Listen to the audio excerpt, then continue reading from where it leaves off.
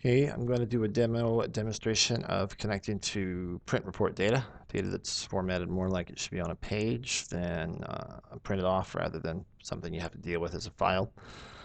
Get those quite a bit from different customers. It's fairly common. It's hard to work with in Excel, so it's a good thing to know how to do here within Arbutus. So I'm going to go and grab a file that's looks like one of the print reports. So this is a data definition wizard. Every time you go through here, you will basically be walked through the process. I think I'm not a programmer. I'm more a business guy, and these are the kind of skills I think anybody can pick up if they just practice a few times. This one's probably the trickiest of all of them, but it's only just because the steps are in a particular order. So the first thing I do is define what would be a field within this data unit cost, let's say.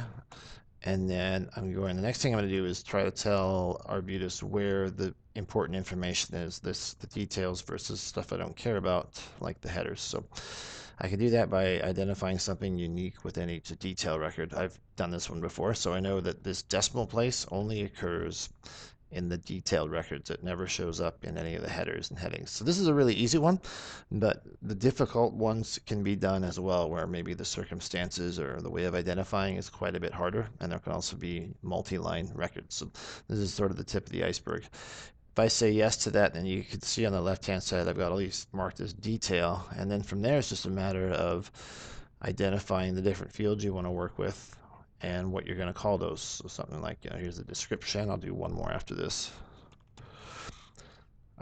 You can also do a heading. So if I come up here and this heading starts and would filter down into all of these different records, I can indicate that. So I click here and it's going to ask me, because I'm in a different line, is this part of the details or is it something new? It's new. It's a header.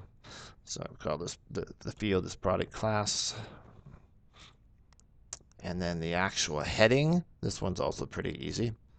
It always starts with product class. So that's a header. And now when I'm done, we'll stop creating the fields here. You'll see when I go forward here, this is sort of the mask or the input, the layout that you can reuse over and over again on the same file, which is a nice time saver. You can see the product class here on the far right automatically repeats over and over again until it changes on the report to number 2. So that's a nice way of getting all that into the detail records. And you're almost done then. This will create a file. So it takes it and creates a new file that looks like this rather than the print report. And it's ready to go. It's ready to go into whatever format is needed.